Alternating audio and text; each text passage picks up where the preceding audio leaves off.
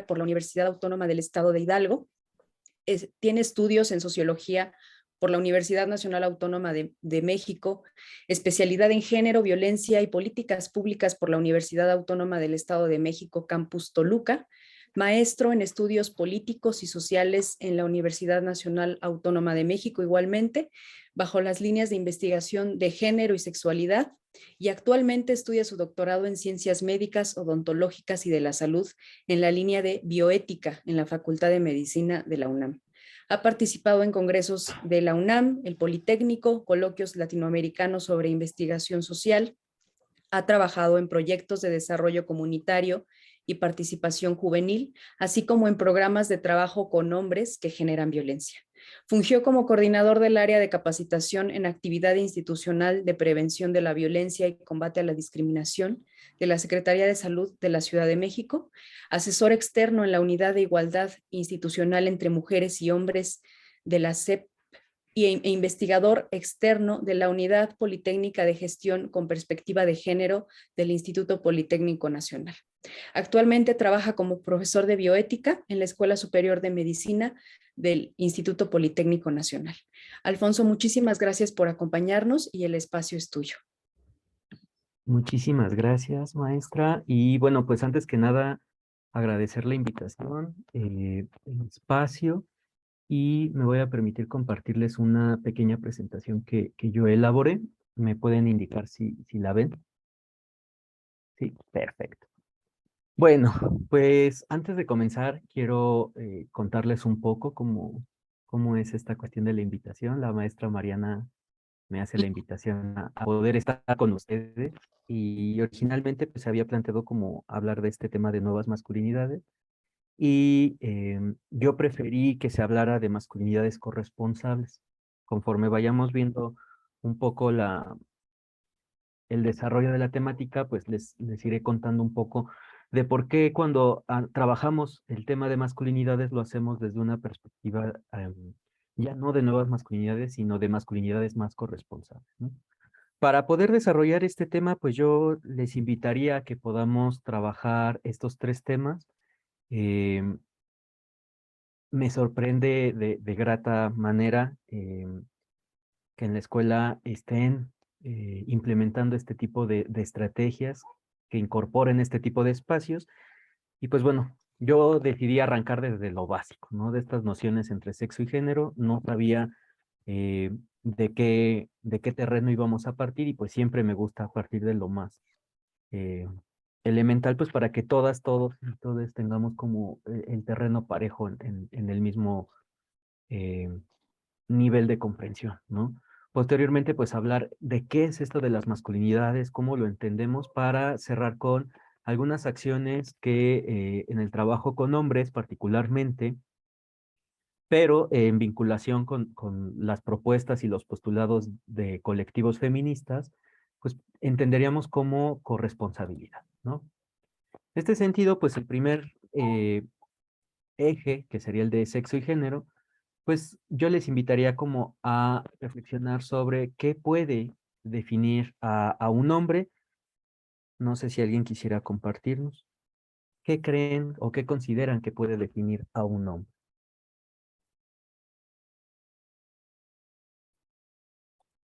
Si gustan escribirlo en el chat.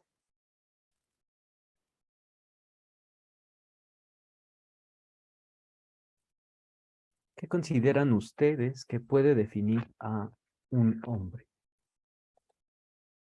Sí, Alessandra. Muy buenas tardes. Yo creo que, bueno, no solo a los hombres, a las mujeres también, yo creo que los valores, ¿no? Ok, Para eso nos define, ¿no? Cómo somos con las personas, cómo somos con los demás, ¿no? ok. Muchas gracias, Alessandra. ¿Alguien más que quisiera participar?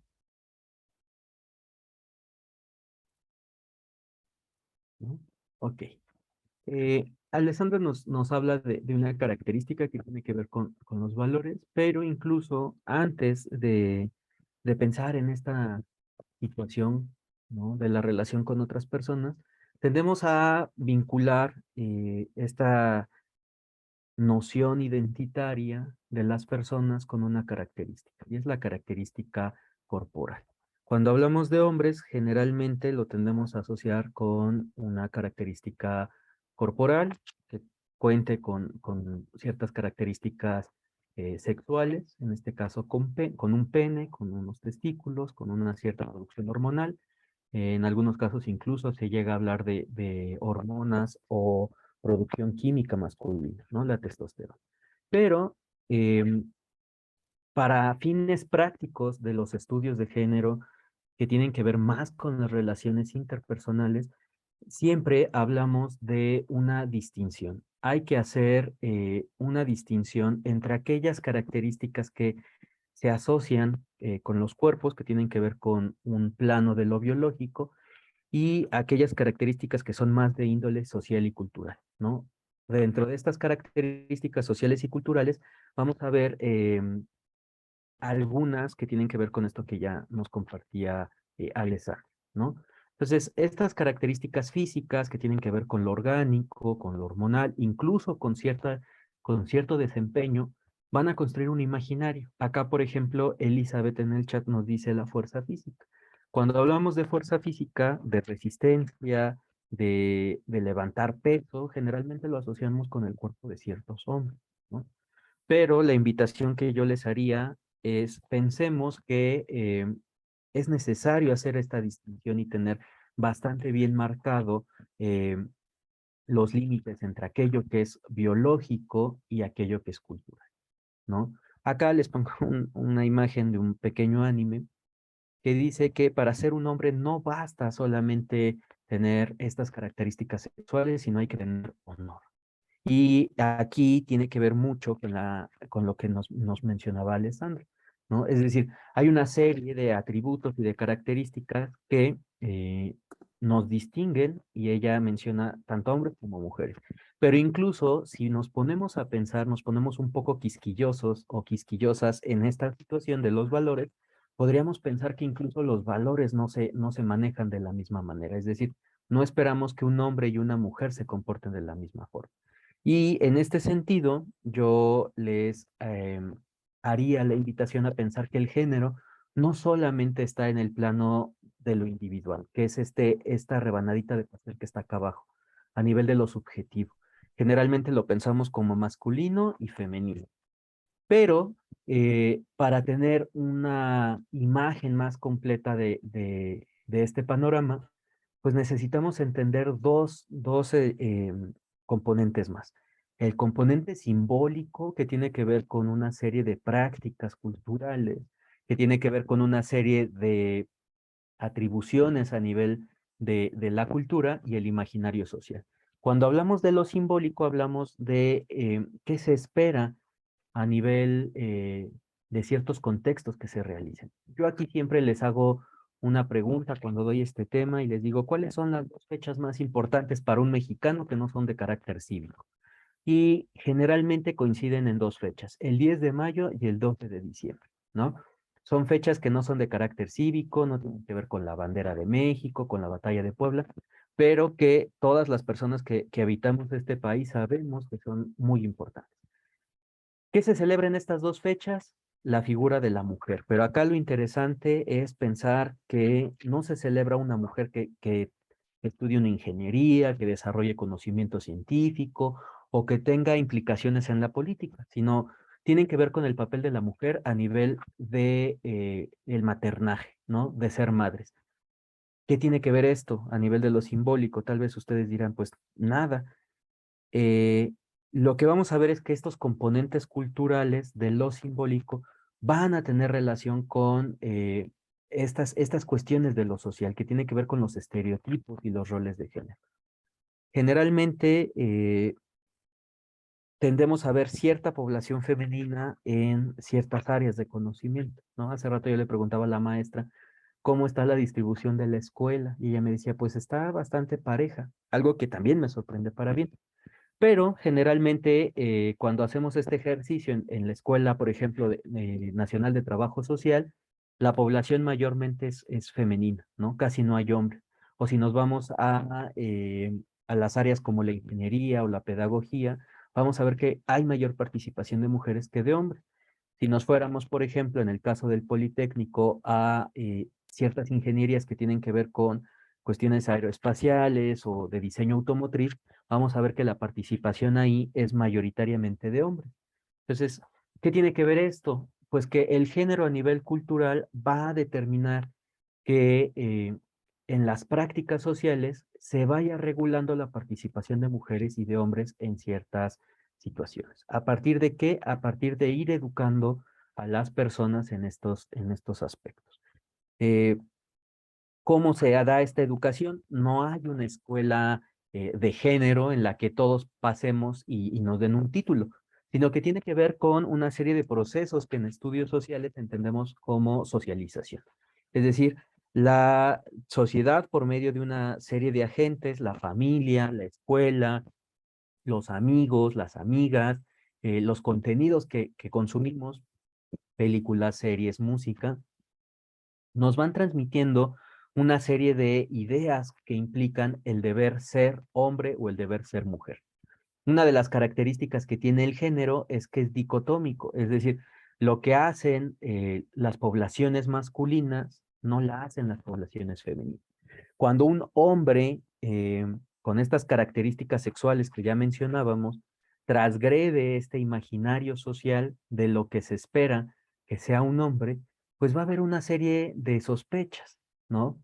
Una sospecha que tiene que ver con el no ser hombre. Y ahorita les voy a poner un ejemplo un poco más adelante, pero quisiera saber si en este sentido estoy siendo claro. Es decir, este imaginario subjetivo que está aquí abajo, ¿no? Tantito. Acá, la rebanadita de aquí abajo, este imaginario subjetivo que tiene que ver con el yo soy hombre o yo soy mujer, está vinculado con lo que hemos aprendido, ¿no? ¿Qué implica ser hombre o qué implica ser mujer?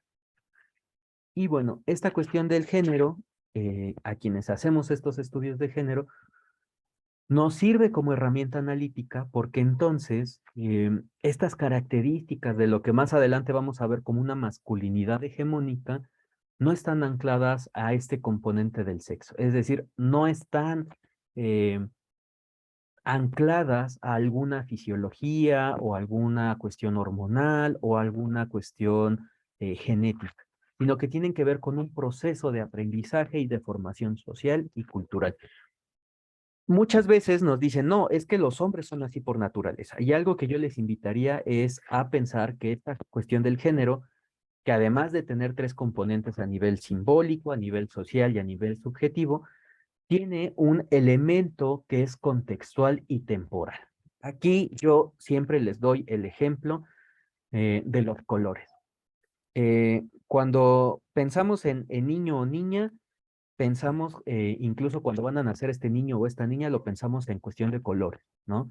Imaginemos que van a ser un niño y generalmente le compramos el roponcito azul. Si van a ser niña, pensamos en comprarle el roponcito rosa. ¿Por qué? Porque hemos aprendido que esto es así. Bueno, históricamente estos colores no siempre han sido así. Antes de la Segunda Guerra Mundial, el color rosa se asociaba con los varones. ¿Por qué? Porque se vinculaba con algo que le llamaban el rojo bebé, es decir, no existía ni siquiera el nombre para el rosa. ¿Por qué el rojo bebé? Pues porque tenía que ver con esta cuestión de la sangre y esta cuestión de quién transmite el linaje, ¿no? Tiene una relación bastante estrecha también con los apellidos. Tradicionalmente, las personas llevamos primero el apellido paterno y después el materno. Va en esa línea. Y por el contrario, el color azul se vinculaba más con la pureza y con una cualidad que está estrechamente relacionada con las mujeres, la virginidad. Y esto lo pueden ustedes corroborar si un día van y se meten a una iglesia católica, no tienen que ser practicantes de fe, pero métanse a una iglesia y vean de qué color están vestidas la mayoría de las vírgenes. Casi todas van a llevar un manto azul o verduzco, ¿no? Entonces, les pongo este ejemplo siempre para entender cómo es que esta cuestión del género, a quienes hacemos estos estudios sociales, nos sirve como herramienta analítica para entonces entender que los cambios son posibles, ¿no? Esto se los digo porque esta cuestión de la masculinidad entonces no es algo que sea hereditario y permanente, sino que puede irse modificando a partir de estrategias. ¿Qué estrategias? Pues algunas que tienen que ver con carácter formativo, como el hecho de que en este momento estamos compartiendo un espacio y estemos discutiendo sobre qué es esto de la masculinidad, ¿no? Ahora bien, entendemos entonces que esta cuestión del género, ¿no? Cuando hablamos de sexo, hablamos de hombre-mujer, macho-hembra, y en género lo vamos a entender como masculino y femenino. Importante también entender que lo masculino y lo femenino no siempre va a corresponder con las características sexuales, ¿no? Generalmente, cuando hablamos de masculino, lo vinculamos con ciertas características corporales. Ahora bien, antes de comenzar, es importante entender que algo que nos dirán las teóricas y que podremos corroborar es que la masculinidad está constantemente a prueba. Y ustedes podrían pensar que esto no pasa así, pero yo les quisiera preguntar si en alguna ocasión han escuchado, incluso ni siquiera a adultos, hombres adultos, sino a niños, cuando están jugando a las carreritas. ¿Qué es lo primero que dicen? Vamos a jugar a las carreritas y el último, ¿qué será?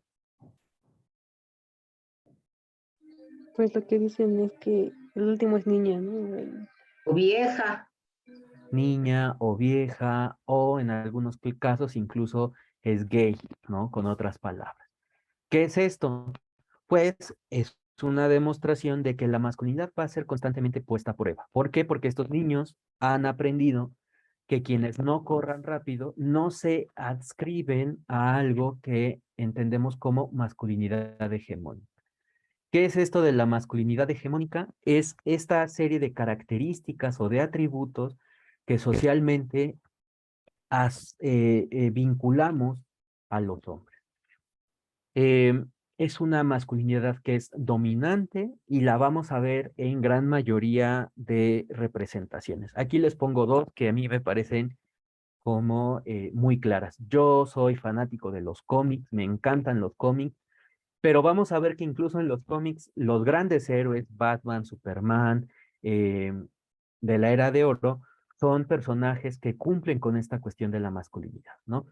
¿Qué características tienen? Pues primero van a tener una búsqueda constante por la importancia. Es una característica que los hombres que encarnan la masculinidad hegemónica van a tratar de tener constantemente, ¿sí?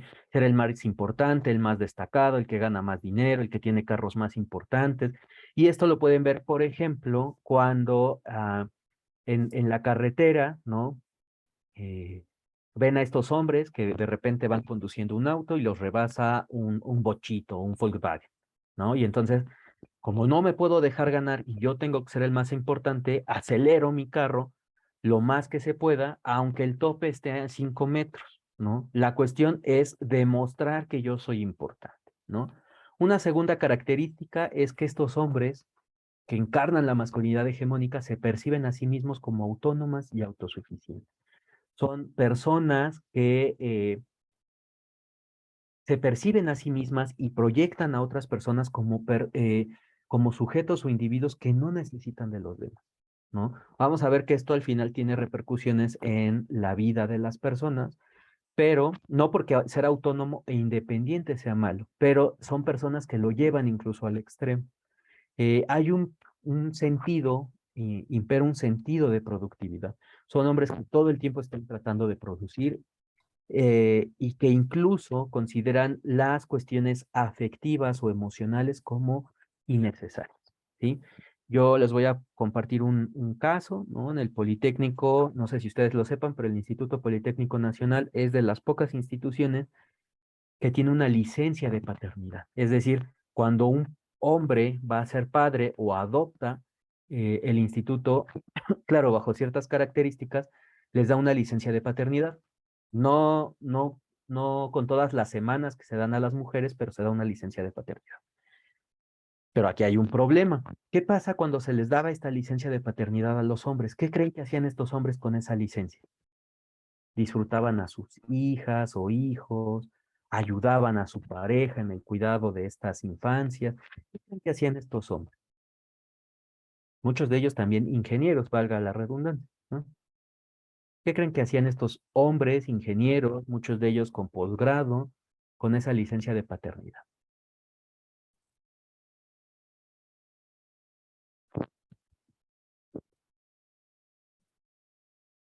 Acá en el chat pusieron descansar ellos sin ayudar, dice Clara Orozco. Sí, pero era todavía algo más paradigmático. Ir al partido de fútbol en turno, dice André, probablemente.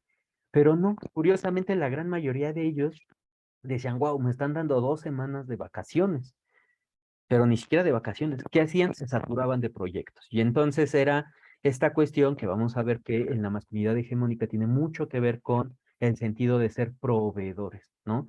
Pero proveedores no a nivel de lo emocional, del contacto, sino a nivel de lo material.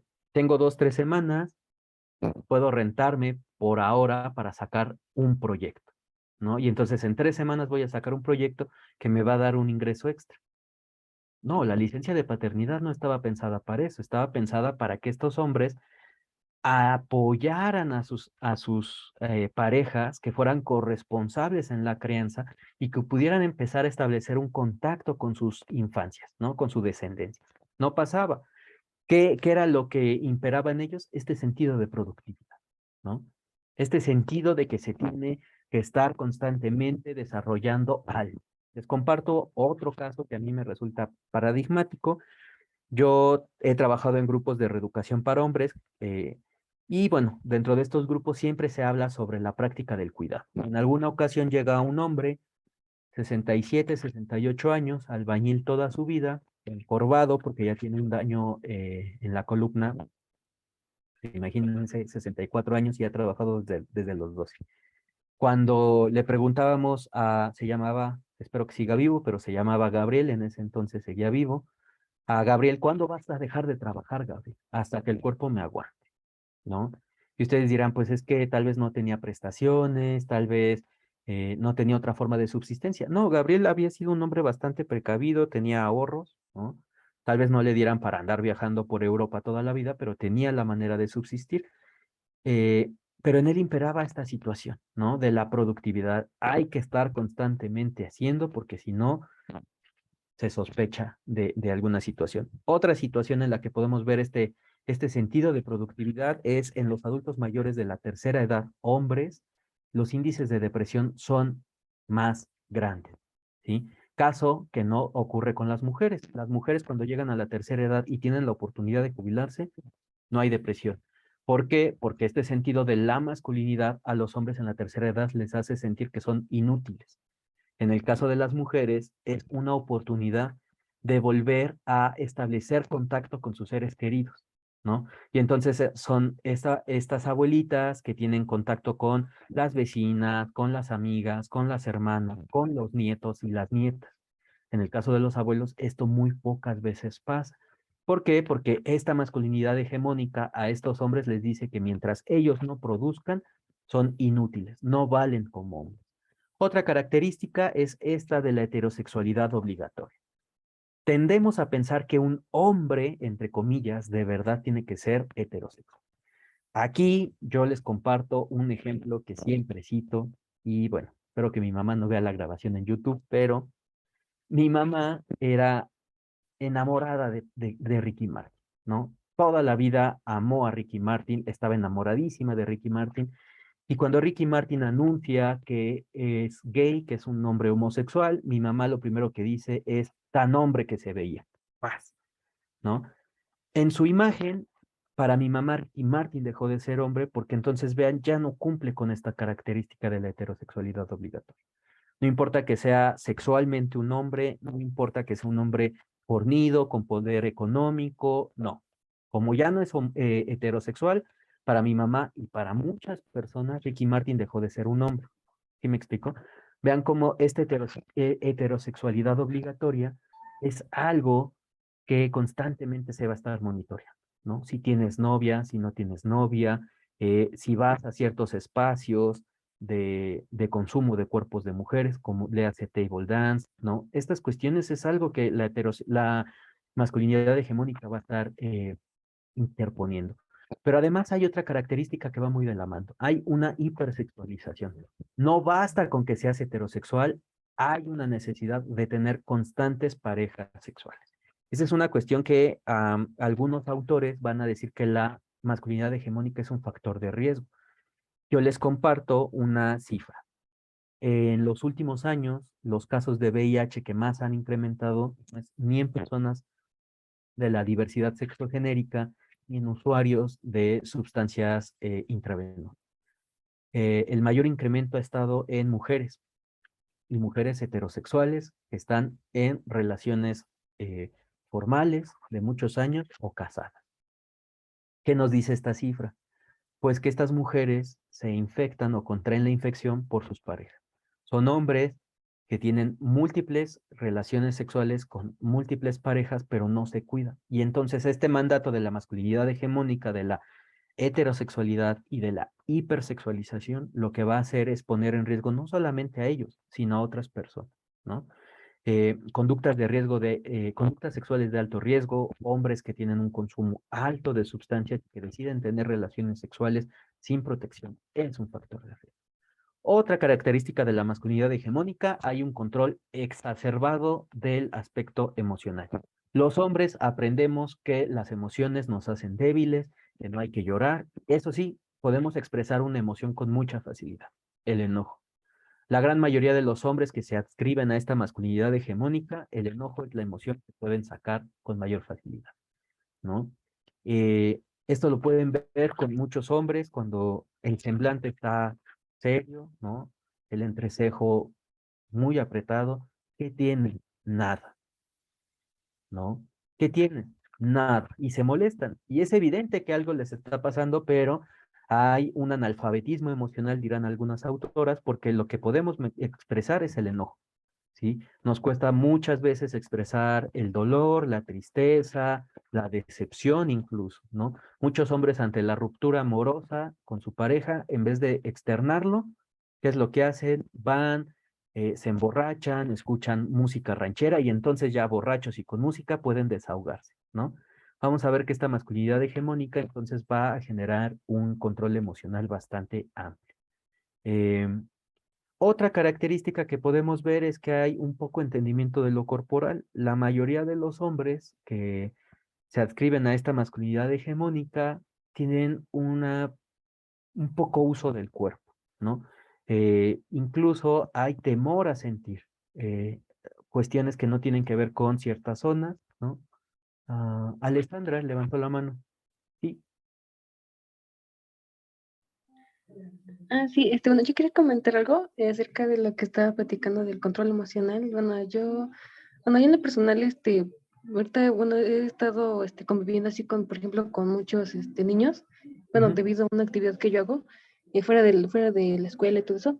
Por ejemplo, siempre me he preguntado así, ¿por qué siempre bueno, más bueno, por el lado de los hombres, porque pues se guardan más sus sentimientos, ¿no? Se guardan más, bueno, yo por ejemplo lo veo así con mis familiares y bueno, yo digo, se deberá que, por ejemplo, tomando en relación lo que le decía de que yo convivo mucho con niños, bueno, yo siempre he observado, ¿no? Bueno, y veo que, por ejemplo, no, pues es que como que no se expresan porque dicen, no, es que es débil, ¿no? Como que es débil porque, no, bueno, bueno, va a ser, se parece a una niñita, ¿no?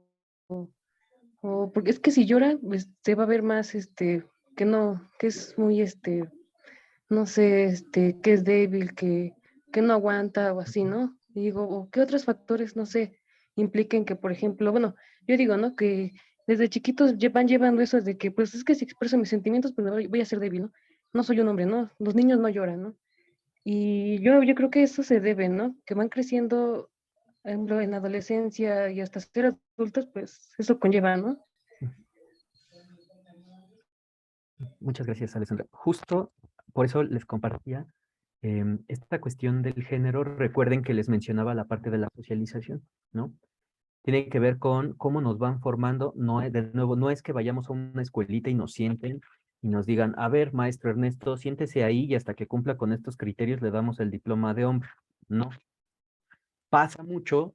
Aquí voy a compartirles una experiencia. Siempre en los grupos de hombres decimos, bueno, cuando eres niño, ¿qué es lo que aprendes? Uno de los aprendizajes que a lo largo de 7 años de trabajar con hombres, casi todos hemos tenido, es cuando te caes, te duele, ¿no? Te pegan un pelotazo, te dan la nariz, te duele, claro que te duele, pues es una función básica del cuerpo. Pero la mayoría de los hombres, cuando compartimos esta experiencia, lo primero que decimos es que a mí me dijeron que no chillara. Aguántese, no chille porque es hombre. Acuérdense de lo que les mencionaba, esta característica del género que es dicotómica. Entonces, si los niños no lloran, justo como dice Alessandra, porque se van a ver débiles, van a parecer mujeres, a quienes sí se les da mayor permisividad de llorar, ¿no? Y de expresar emociones. Generalmente a las mujeres. Y entonces ahí hay un aprendizaje que los hombres vamos arrastrando. Aprendemos que llorar es una cuestión de debilidad. Yo les comparto un ejemplo, un testimonio también. En alguna ocasión, un hombre en un grupo de estos de reflexión hablaba de que él se sentía, se enoja con su hija estudia en CEU, pero él vive en Ecatepec, vive en una colonia donde habían, a lo largo de las semanas anteriores, habían habido casos de levantamiento de muchachas, es decir, las subían a las camionetas y bueno, ya sabemos cómo está la cosa en Ecatepec, ¿no? Su hija no llegaba y él se preocupa. Cuando llega su hija, él se molesta, le grita, la ofende, la jalonea. Cuando le preguntamos por qué la jaloneas y estas cuestiones, dice, pues es que estaba preocupado, ¿no? Y le cuesta mucho trabajo decir eso, estoy preocupado, él dice, es que estoy enojado. ¿Pero por qué estás enojado? Pues es que no me responde el celular, mi hija. Bueno, ¿y qué más, no? O sea, pero ¿qué tiene que ver que no te responde? Bueno, conforme le vamos rascando, él nos dice, es que estoy preocupado, o sea, ya son las 9:10 de la noche, ya lleva 1 hora de retraso, no me responde el teléfono, vivimos en una zona insegura. Y yo aquí les preguntaría, ¿no? O sea, ¿ustedes no se sentirían preocupados si su hija no les llega a las 9:10 de la noche, pero viven en una zona donde saben que ha habido intentos de secuestro de a jovencitas de su edad? Claro que sí, cualquiera que fuera padre o madre se sentiría así. ¿Qué es lo que pasa con este compañero? Pues que él aprendió que no podía externar sentirse preocupado porque entonces se vería débil. Yo le dije, cuando estábamos en este grupo, le digo, pues es que no es que te veas débil, es algo humano. Cualquiera en su sano juicio se sentiría preocupado por una situación así. ¿Me explico? Pero ¿qué pasa? Que este aprendizaje del ser hombre hegemónico está tan enraizado en él que le cuesta trabajo y es más fácil expresar enojo que expresar preocupación y cariño, ¿no? Continúo. Otra cuestión es esta cuestión del egocentrismo. Muchos hombres en la masculinidad hegemónica se centran en el yo, ¿no? Pero en el yo positivo. Mis logros son más importantes, lo que yo hago sí es relevante, ¿no? Tienen un gran poder adquisitivo, tienen características de blanquitud. Esto lo pueden ver en las imágenes de fondo, ¿no? Cuando imaginamos un superhéroe, un hombre exitoso, una persona que tiene gran poder adquisitivo, que vive y viaja por grandes ciudades, generalmente lo pensamos en blanco, en persona de tez blanca. ¿Por qué? Porque así hemos sido educadas y educados, ¿no? Pero además es un padre de familia. Se tiende a asociar a la masculinidad hegemónica con este papel de reproducción. Y últimamente lo que dirán algunos autores como Héctor Domínguez Rubalcaba es que esta masculinidad hegemónica ya ni siquiera es eh, Pedro Infante, ¿no? O este Jorge Negrete que andaban a caballo y hablaban así. No, ahora hablan de un poder cultural, ¿no? De esta masculinidad que ya no violenta físicamente, pero ejerce formas de violencia más sutiles. Y ahorita les pongo algunos ejemplos. ¿Cómo son las relaciones con otras personas de esta masculinidad hegemónica? Bueno, se basan en el control del tiempo, de la apariencia, de las emociones de las otras personas. Atropellan por este mismo control las experiencias, ¿no? Sucede mucho cuando llegan a consulta parejas, mujeres que me dicen, es que no sé si me violente porque nunca me ha pegado, nunca me ha ofendido, pero de repente cuando yo quiero externarle algo, él me dice, es que no, tú no te estás sintiendo así. Lo que tú estás sintiendo, ¿no? Es decir, este hombre le va a hacer la traducción a la mujer de cuál es la experiencia que ella está teniendo, ¿no? En algunos casos incluso me dicen las mujeres, es que yo, por ejemplo, estoy teniendo un síndrome premenstrual, me duele bastante, y él me dice, no, no, no, es que lo que tú tienes no es eso, pónganle el nombre o el apellido que ustedes quieran, ¿no? Y entonces estos hombres que encarnan la masculinidad hegemónica van a atropellar estas experiencias, las sensaciones o las manifestaciones de las personas. Hombres que atropellan constantemente la palabra, roban la opinión de las personas, pero además desplazan la responsabilidad. Aquí un ejemplo claro es yo no me enojo, ¿sí? Yo no me enojo, quien me hizo enojar es la maestra María. ¿A quién estoy desplazando de la responsabilidad? No a mí. Es que si la maestra Mariana no se pusiera esos lentes, ¿no? Pensémoslo así, yo no me enojaría. ¿Qué estoy haciendo? Desplazo la responsabilidad. ¿De quién es la responsabilidad de enojarse? En este caso mía, pero la desplazo hacia otra persona para entonces evadir eh, cuál es mi grado de responsabilidad en esta situación, ¿no? Centrarse en los logros propios, pero difuminar los fracasos, ¿sí? La masculinidad hegemónica lo que nos dirá es, yo, hombre, logré este éxito porque soy la panacea, soy la cuarta, la quinta, la octava maravilla de este municipio que es Pachuca, ¿no? Ah, pero si yo fracaso fue culpa de los demás. Vean cómo van de la mano, ¿sí? Hablan mucho, los hombres que encarnan la masculinidad hegemónica hablan mucho y escuchan poco. Aquí podemos tomar, por ejemplo, estos chistes que constantemente se hacen. Es que nadie entiende a las mujeres. No, más bien las entenderíamos si escucháramos más y habláramos menos, ¿no? Y además somos autocomplacientes. Generalmente están buscando generar prácticas que a ellos les satisfagan, ¿no? En alguna ocasión en consulta, un hombre me decía, es que mi esposa siempre se enoja cuando vamos a ver el fútbol americano ahorita que está la temporada. Y la pregunta es, ¿y sabes si a tu pareja le gusta el fútbol americano? Pues nunca me ha dicho que no, siempre va conmigo. Cuando le preguntamos a la pareja, pues resulta que a la pareja aborrece el fútbol americano, pero para evitar problemas con el marido, va. ¿Qué pasa? Que el marido, ah, con este afán de querer hacer lo que él quiere, nunca cuestiona los gustos de la mujer. Entonces vean cómo se van relacionando estos aspectos. Ahora, ¿qué tiene que ver con la masculinidad hegemónica, con esto que llamamos masculinidades eh, corresponsables? Pues que no hay una sola forma de ser hombre. Hay otro tipo de masculinidad que entendemos como masculinidad subordinada, que a grandes rasgos no cumple con alguna de las características de acá arriba, ¿no? Puede ser que no es heterosexual, como el caso de Ricky Martin que ya les ponía, o que no cumple con esta característica de la familia, o que no tiene poder cultural, que es un hombre indígena, que tiene que vive con alguna discapacidad, pero estas masculinidades subordinadas pueden replicar prácticas de subordinación. Acá les pongo un ejemplo. Es decir, un hombre gay que puede tener una homofobia interiorizada. Un hombre gay rompe con la imagen de un hombre de una masculinidad hegemónica y pensemos que hay muchas prácticas en la comunidad LGBT que dicen, por ejemplo, ay, hasta dónde hemos llegado, ¿no? O qué obvias son estas mujeres, se le nota la pluma, no pueden ser más normales, que no se vean tan mujeres, cuestiones así. Entonces, ¿qué pasa con estos hombres que son de la diversidad sexogenérica y reproducen estos discursos? Pues podríamos hablar de que es una masculinidad subordinada, pero que además se vuelve cómplice. Algunas características negativas de estas masculinidades, acá se las pongo, ¿no? Por ejemplo, la OPS, la Organización Panamericana de la Salud, dirá que 1 de cada 5 hombres en el mundo no llega a cumplir 50 años. En el caso de México, esto se ve mucho, por ejemplo, en la participación de actividades delictivas. El 95% de las personas que participan en actividades, por ejemplo, de crimen organizado, son hombres, y hombres menores de 21 años.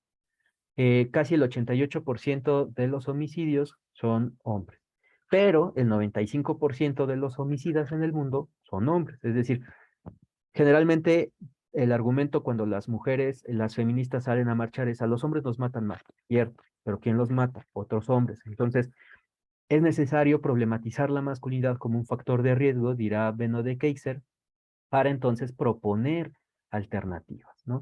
77% de 58.120 de las personas que viven con VIH en México son hombres, ¿sí? Y ustedes podrán decir, bueno, pero aquí también habrá hombres gays, sí, pero no es la gran mayoría, ¿no? Las cifras nos dirán que los hombres heterosexuales son la población que va a la alza en estas cuestiones. 7 de cada 10 accidentes automovilísticos graves son causados por hombres. Y sin embargo, tendemos a pensar que las mujeres son un factor de riesgo al volante. La realidad es que no. En cuestión de consumo de drogas, las mujeres han subido al menos 2 puntos porcentuales, ahora representan 4.3, mientras que en el caso de los hombres también va a la alza, pero vean la diferencia, 17.3% de los hombres de 15 años en adelante ha consumido alguna droga ilícita, ¿sí?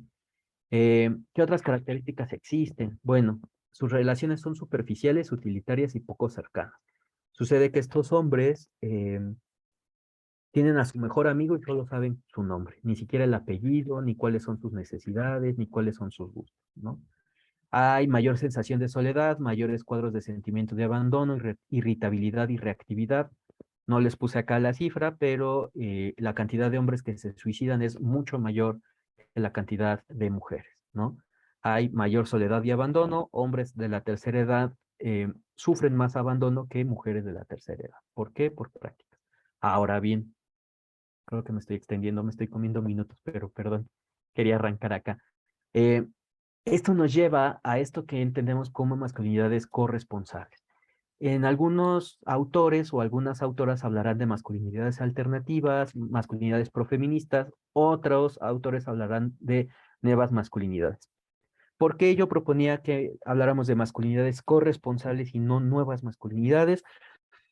Porque hablar de masculinidades corresponsables nos coloca como hombres, como agentes que tienen la exigencia de participar y construir acciones que demeriten esta imagen hegemónica, ¿no? Sin embargo, cuando hablamos de nuevas masculinidades, lo que diferentes autores han encontrado es que este apellido de nuevas masculinidades en realidad solo racionaliza o intelectualiza ciertas prácticas. Y entonces escuchamos a hombres que dicen, es que yo ya estoy deconstruido, ¿no? Ya no violento, pero sigo teniendo prácticas de control. Ya no golpeo a mi pareja porque ya sé que eso es violencia, pero mando 50 WhatsApp para saber dónde está y con quién está y le pido fotografías. Es decir, lo que dirán estas masculinidades corresponsables, no basta con modificar la práctica, hay que encontrar la raíz de estas lógicas, ¿no? ¿Por qué hacemos lo que hacemos los hombres? Y muchas veces tiene que ver con esto que nos decía, Alessandra hace rato, ¿no? Estos aprendizajes que hemos tenido, en el que nos han dicho que tenemos que controlarlo todo, ¿sí? ¿Dónde está mi pareja? ¿Cómo se comportan mis hijos? ¿Cuánta calificación tienen mis hijos? Si el metro llega tarde o no llega tarde. Eso también además genera desgaste emocional en los varones, tiene muchos costes. Pues la corresponsabilidad implica ubicarnos en el centro y decir que nuestras acciones u omisiones tienen un impacto en las relaciones interpersonales, pero también con nosotros mismos, ¿no? ¿Qué características tienen estos hombres que son corresponsables? Problematizan esta noción de la masculinidad, ¿no? Primero, reconocer si es lo que yo quiero. Yo quiero ser este tipo de hombre, quiero estos aprendizajes que me han dado o no los quiero. Porque también habría que reconocer que todo lo que nos han dicho sobre la masculinidad no siempre va a ser correcto, ¿no? Y entonces, ¿qué de esto sí ¿cómo decirlo? Adaptativo y qué de esto no es adaptativo? Pero además tienen habilidades de comunicación más certeras. La masculinidad hegemónica es, recuerdan, se los decía, es como muy egocéntrica y entonces verbaliza poco. ¿Qué tienes? Nada. ¿Qué necesitas? Nada. ¿Sí? Yo no voy a verbalizar que tengo una necesidad. En las masculinidades corresponsables sí podemos comunicar, porque entonces problematizo que el sentir dolor, el sentir una necesidad, me permite decirle a la otra persona que me ayude, que me oriente. Pero además se escucha la experiencia de otras personas, ¿sí? Cuando las parejas, las mujeres, las personas de la diversidad sexogenérica dicen, oye, ese chiste es misógino, es homófobo, la masculinidad hegemónica dirá, ay, ya no se puede decir nada, ya no se pueden hacer chistes de nada. Generación de cristal. Una masculinidad corresponsable dirá, ok, ¿cómo puedo cambiar? Y esto tiene que ver con el siguiente punto. No basta con escuchar, hay que atender, ¿sí? Hay una disposición a modificar estas conductas que se trabajan, pero además se generan en colaboración, ¿sí? Algo que también tenemos que entender y que más adelante les voy a compartir es, hay que perder el miedo a equivocarnos. Muchos hombres dicen, es que yo no quiero entrar a estos temas de masculinidades porque me van a exigir mucho. No, Nadie nació aprendiendo a andar en bici, ¿no? ¿Cómo aprendimos a andar en bici? Cayéndonos, raspándonos las rodillas. Entonces, estos temas implican ejercitar y no hay un camino hecho. Lo tenemos que ir construyendo a la par, en conjunto, no solamente entre varones, sino entre varones y personas de la diversidad sexogenérica, entre varones y colectivas feministas, ¿no? ¿Qué acciones yo les invitaría a que pensáramos? Primero, hay que tener algo presente, ¿no? Yo les dejo esta imagen, a mí se me hace súper fuerte, pero me parece potente en el mensaje que transmite. Primero, reconocer que estos aprendizajes de la masculinidad han tenido costos para nosotros, que no siempre han sido amigables y que la mayoría de los hombres hemos aprendido a encarnar la masculinidad a partir de ejercicios violentos, físicos, psicológicos, emocionales, y entonces reconocer que esto no es algo que yo traigo en mi background orgánico, me da la posibilidad entonces de construir rutas y de romper estos ciclos. ¿Es difícil? Sí. ¿Es doloroso? Sí. No quiero romantizarlos y decirlos, se van a meter a un grupo de reflexión de hombres y a las 2 semanas van a salir hechos y derechos deconstruidos. No. Es doloroso. Muchos damos 4 pasos, nos regresamos 3. ¿Por qué? Porque implica conectar con experiencias que en algún momento hemos querido dejar atrás, ¿no? Entonces, bueno, es primero tener presente esta cuestión. Otra cuestión es pensar que estos aprendizajes de género cuestan mucho trabajo quitarlos porque están incorporados. Los ejecutamos constantemente, no es como un aprendizaje escolar que se tiene que estar revisando muchas veces en los apuntes, en las notas, en los videos. No, lo ejecutamos constantemente, es un aprendizaje cotidiano, está incorporado. Y entonces necesitamos desanclar ese aprendizaje de género y sacarlo del cuerpo. Por último, ¿qué acciones podemos hacer? Yo les invitaría, primero busquemos otras alternativas, otras narrativas. Hay contenidos feministas en YouTube, yo les podría mencionar algunos, ¿no? Las Igualadas, estas Afroféminas, que es otro grupo. Busquemos estas otras narrativas que no están hechas por hombres hegemónicos, narrativas de diversidad sexogenérica, qué dicen sobre los hombres, y entonces esto nos va a permitir incorporar nuevas enseñanzas u otras alternativas, ¿no? Acudir a espacios, hay que permitirnos ser acompañados. Yo de verdad agradezco y celebro que den chance de que se den estas pláticas, porque es ir abriendo brecha, ¿no? Es generar que el plano de la discusión ya no sea hombres contra mujeres, sino de qué manera construimos puentes y alianzas hacia estas exigencias que están en la realidad, ¿no? Me parece incluso que en la UNAM ya se están generando espacios de acompañamientos para hombres, ¿sí? Y entonces estos espacios de acompañamientos para hombres, que ahí sí le aplaudo a la UNAM que existan estos espacios, van a poder externar estas inquietudes, ¿no? No porque yo sea el malo y me sienta atacado, no, sino porque me va a permitir construir relaciones mucho más adaptativas y sanas para mí. Hay que escuchar no solamente a nosotros mismos también, qué me dice el cuerpo, qué necesidades yo tengo, pero sobre todo a nuestras compañeras, a las parejas, a las amigas, a estas personas de la disidencia sexogenérica. ¿Qué dicen de esto de ser hombres? ¿Por qué estos chistes machistas, homofóbicos, misóginos no se deberían estar diciendo? Porque cuando escuchamos la experiencia de la otra persona, pero realmente la escuchamos sin que yo quiera interponer mi propia vivencia, nos vamos a dar cuenta que aprendemos un montón, ¿no? Cuarto, ponerlo en práctica. Pero entonces, acá poner en práctica implica reconocer también que estos cambios no se dan de la noche a la mañana. La cosa es ser constante, ¿no? Y bueno, cuando hablamos de la corresponsabilidad, es decir, cuando me equivoqué, acepto ese error. Pero no solamente lo acepto, sino que voy a buscar las estrategias para remediarlo. Y por último, difundirlo, ¿sí? Cuando me dicen se puede grabar con todo gusto, no es que yo tenga la verdad absoluta sobre estas cuestiones, pero el hecho de que se difunda permite que se construyan más redes, ¿no? ¿Con quiénes? Con otras escuelas, con otros grupos, con otros jóvenes, con otros varones, con otros hombres que están buscando generar estos espacios. Y bueno, de mi parte sería todo. Creo que me pasé unos minutos, perdón. Muchas gracias, Alfonso. Creo que sí nos das muchas herramientas para reflexionar y pues abriría la sesión de preguntas, comentarios. Les escuchamos.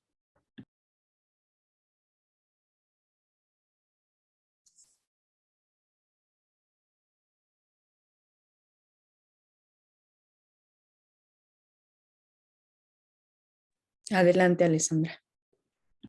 Muchas gracias. Bueno, yo lo que quiero comentar es que pues, lo que me deja esta plática es de que, pues, bueno, en general, que en la sociedad, lo que hace falta, pues, es más que nada la comprensión, ¿no? Escuchar y, pues, porque, bueno, cuando uno escucha a las demás personas, comprende, ¿no? Comprende porque esto a lo mejor no me parecerá a mí lo que lo que para él es una cosa, lo que para él es otra cosa, pero más que nada, cuando uno comprende, ah, ¿por qué esto, por qué el otro? Pues se toman ya de ahí, ¿no? Medidas, ¿no? Eh, se toma, pues, decisiones, ¿no? Alternativas por las que uno puede cambiar, por ejemplo.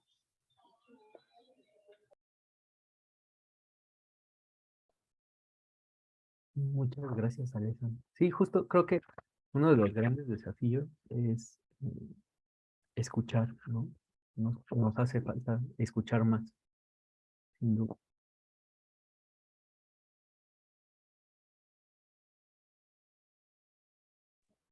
¿Alguien más quiere compartir? También en el chat pueden participar. Melissa. Sí, ¿me escuchan? Sí. Sí, ok. Yo dar de qué forma o en qué espacios los hombres se sienten como más seguros de abrirse en con temas que no pueden tocar como fácilmente. O sea, por ejemplo, me habló feo mi novia y me sentí triste, ¿no? O sea, eso no lo dicen, ¿no? Al contrario, se enojan, no sé. ¿De qué forma los hombres realmente se sienten como en un espacio en el que puedan como que tirar esas masculinidades hegemónicas y que realmente se pueda como que puedas acercarte a ellos de una forma distinta, no tanto desde, pues sí, desde la masculinidad hegemónica? No sé si me explico. A ver, eh, yo trataré de responderte y tú me dirás si atendí a la pregunta y si no, le volvemos a intentar. Sí. Ah, a ver, ¿en qué espacios los hombres pueden como abrirse a compartir sus experiencias? Bueno, yo, bueno, aquí espero que no me citen, pero la Secretaría de Salud a nivel federal tenía un programa que se llamaba Grupos de Reflexión para Hombres. Era un programa que estaba presente en los 32 estados. Les digo, no, espero que no me citen porque, pues bueno, por cuestiones de gasto público, ese programa desafortunadamente desapareció. ¿Qué, qué se hacía en esos grupos de reflexión? Sí se trabajaban temas que tienen que ver con la violencia, cuando los hombres ejercemos violencia, pero se abordan también temas que tienen que ver con aspectos psicoemocionales y eran trabajos colectivos. Em, Ese era un buen espacio para los hombres para poder externar, pero aquí yo te soy honesto, Melissa. Desafortunadamente los hombres en general, y aquí espero que no haya molestia por los compañeros que nos acompañan, pero de forma general los hombres de entrada no acudimos a los servicios de salud. O sea, te hablo a un chequeo general con el médico, no hay una cuestión de percepción de necesidad a la salud, ¿no? Generalmente los hombres cuando acudimos a los servicios de salud es porque ya el tema está muy grave, ya no podemos, ¿sí? Es decir, el cáncer ya está muy avanzado, el dolor ya es incapacitante. Te comento esto porque si de por sí la salud del cuerpo, que es algo tangible, que se puede ver, no es algo que atendemos los hombres, el acudir a los servicios de atención psicoemocional, menos. O sea, quienes acudían eran muy poquitos. Estoy hablando de que 3 años yo estuve coordinando el área de capacitación y me tocaba facilitar grupos con hombres. Eran grupos de 8 personas, 9 personas que acudían a lo largo del año para la Ciudad de México. Imagínate 8 personas en el universo de la Ciudad de México. Me parece que la maestra Mariana compartió en el chat un grupo de hombres que hay en la UNAM. Ese es un muy buen espacio. Hay diferentes espacios, hay organismos como Hombres por la Equidad, que es una asociación civil, está Gendes, que es otra asociación civil que llevan años trabajando con hombres y son espacios seguros. Aquí más que pensar en estos espacios, Melissa, yo creo que el reto para los hombres es quitarnos este tabú de que hablar de estos temas nos hacen más débiles o que nos hacen vulnerables, ¿no? Pero ahí están esos dos espacios. Hay otros más. Está el grupo WEM, que es WEM, también está en la Ciudad de México, tiene oficina. Pueden acudir a estos grupos de reflexión y se comparte mucho esta situación. No sé si atendía la pregunta. Sí, sí, de hecho sí. Justo lo comento porque en la comisión, bueno, en la CENIC queremos hacer una actividad con hombres, pero no sabemos qué tan dispuestos estén a abrirse, ¿no? Como queremos hacer tipo preguntas un poco más sensibles, o sea, no tan sensibles, pero que sí los como que se sientan, ¿cómo se dice? Pues sí, o sea, que tengan que enfrentarse a cosas que no quieren enfrentarse, por ejemplo, si han sido acostados en el transporte o si han sido violentados ellos mismos, o sea, no tanto de verlos como las víctimas, porque tampoco se trata de eso, Sí, claro. pero sí para que los hombres que de alguna forma han sido parte de estas masculinidades hegemónicas sin querer serlo o sin estar de acuerdo con estas masculinidades, se sientan como en ese espacio en el que puedan expresarse, ¿no? Y no sabíamos si hacerlo pues anónimo o que fuera algo que alguien más representara, no sé si me explico otra vez. Ok. Y no sé si tienes alguna sugerencia para eso. Bueno, yo no sé si puedo dar una sugerencia, pero yo les recomendaría, primero que fuera anónimo, sí ayuda mucho, y antes que hacer estas preguntas, yo les recomendaría trabajen como grupos focales de sensibilización, ¿no? O sea, muy vivenciales. Busquen el programa, se llama, déjenme busco, por ahorita les digo, se llama eh, Grupos de Reflexión para Mujeres que han vivido violencia y hombres agresores, tipo así, ¿no? Lo encuentran en la página del Instituto, esperen, el Centro Nacional de Equidad de Género. Ahí encuentran el manualito y pueden ver cómo se llevan estas actividades y son muy amigables. Em, de nuevo, no es en el afán de ver víctimas o victimarios, pero antes de lanzar como este tipo de preguntas, sí es importante que haya un trabajo de sensibilización, ¿no?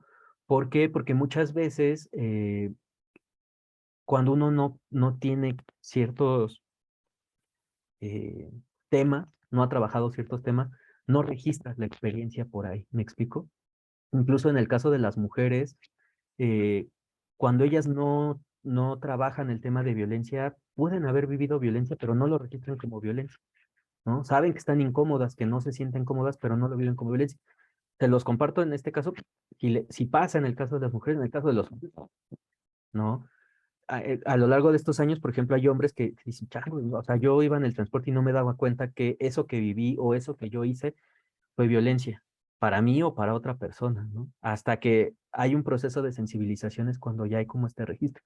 Entonces yo les recomendaría un poco eso, ¿no? Convoquen como a talleres, también no se desanimen si de repente no llegan tantos hombres.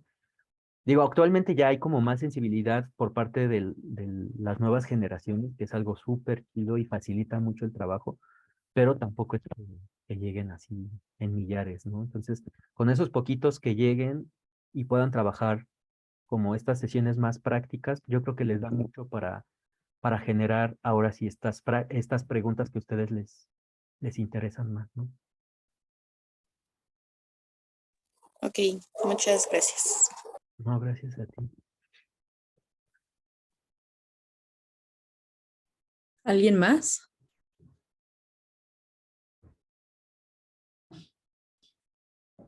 Pues creo que no, Alfonso. Pues muchísimas gracias por acompañarnos. Espero que no sea la última vez. La verdad es que fue muy, muy interesante. Y aquí, bueno, sí, André Bautista, si tienes alguna recomendación bibliográfica sobre el tema. De masculinidades, uy, híjole, es que les podría dar como diversos temas. Por ejemplo, ahorita, espera, es que justo ahorita estoy acabando de revisar uno que se llama Masculinidades y Feminismos, es de Joaquín Aspiazu.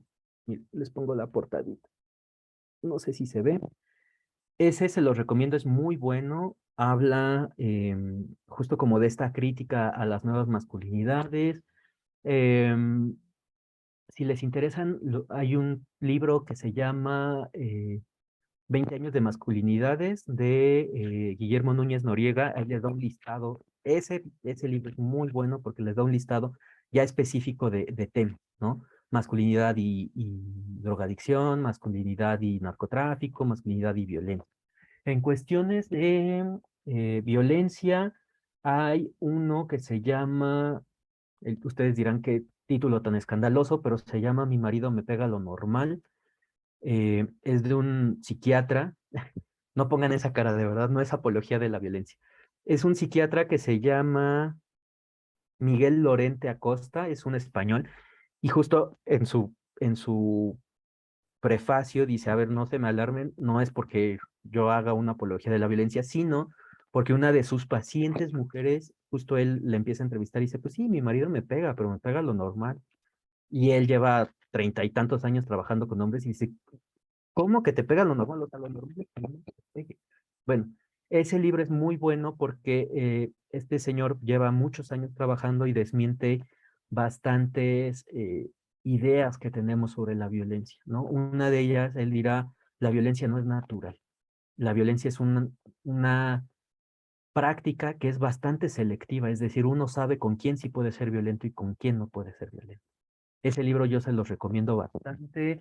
Am, Hay un libro que es un poco más teórico que se llama Aquí Masculinidades, que es de una teórica, es como el referente obligado, si les interesa el tema un poco más teórico, que se llama Raewyn Connell. Lo edita la UNAM, lo encuentran en el CIEX, se llama así Masculinidades. ¿Qué otro libro les puedo recomendar? Es que hay bastantes. Bueno, La contrapedagogía de la crueldad de Rita Segato, si les interesa un poco cómo habla de esta parte de los aprendizajes, ¿no? De cómo hemos aprendido los hombres a incorporar la violencia como parte de nuestra identidad, ¿no?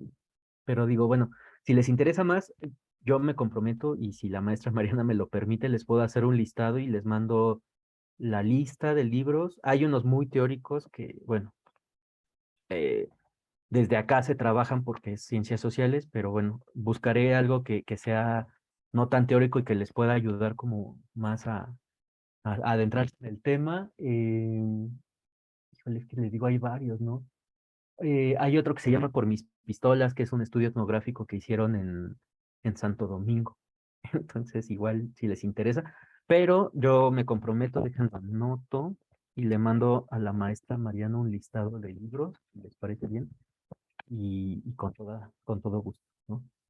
Sí, te lo agradeceremos mucho, Alfonso. Hecho. Muy Anotadísimo. gracias. Perdón, hay también unos videos que se hicieron en la Coordinación Universitaria para Igualdad de Género. Yo recuerdo un video en particular sobre masculinidades, que era una sesión de un curso de varios temas. Salía Beno de Keiser, que seguramente Alfonso conoce, que parece ser un referente en estos temas, ¿no? de masculinidades. Y yo creo que también hay mucho material disponible, ¿no? En red como para poder consultarlo, que también son presentaciones en donde se generan también debates, ¿no? Que me parecen muy interesantes. No sé si conoces, bueno, al autor seguramente lo conoces, ¿no? A Beno de Keiser. No sé si, bueno, ya hay muchos otros materiales que genera la propia coordinación, ¿no? En fin. Muchas gracias, doctor. De hecho, Beno ha sido el responsable de que se esté llevando ahorita este programa de masculinidades. Y ahorita, qué bueno que lo dice doctor Palacio, José Luis. el CIEG, que es el Centro de Investigaciones de Estudios de Género, les voy a mentir, no sé si es hoy o si fue hoy o es mañana, pero llevan 4 pláticas sobre masculinidades y en estas pláticas tuvieron a Rayblin Connell, que les digo es como la autora en masculinidades, han tenido a Beno, pueden checar ahí en el CIEG, tienen bastantes materiales, hay bastantes investigadoras, la doctora Siobhan Guerrero, que también es de casa, que ella trabaja en el CEICH, ella está adscrita al CEICH, tiene algunos videos también sobre masculinidades. Hay un canal también, ahorita que lo dice el doctor, me parece bien importante, o sea, también no todo el contenido ya está en libros, ¿no? Afortunadamente. Les pongo acá en Sexplaining. Hay, mm, hay un canal que así lo buscan, se llama Sexplaining con César, se me olvidó el nombre. Bueno, búsquenle así, Sexplaining con César, creo que es César Galicia, no recuerdo el apellido, qué horror. Bueno, él tiene diferentes videos donde muy amenamente les va diciendo como qué es este tema de la masculinidad más a profundidad. Él es sexólogo y profundiza mucho, también da muchas recomendaciones de libros. Ahorita me acordé de otro libro que se llama Maldita sea, así con los signos de exclamación. Es un libro muy práctico, muy de autoayuda, pero autoayuda bien, ¿no? Con consejos psicológicos como hombres, ¿no? Te va diciendo, oye, pues si tú en algún momento te has sentido así, este ejercicio te ayuda, es muy bueno. Y bueno, pues, ah,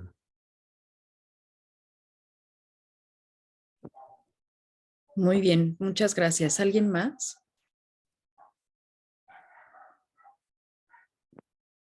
Pues no. Pues muchísimas gracias, Alfonso. Nuevamente reitero que ha sido muy enriquecedora tu participación y hayas compartido con la comunidad de la escuela. Ojalá podamos tenerte en futuras sesiones y agradecer a quienes nos acompañaron, la comunidad estudiantil, docente y administrativa de la escuela.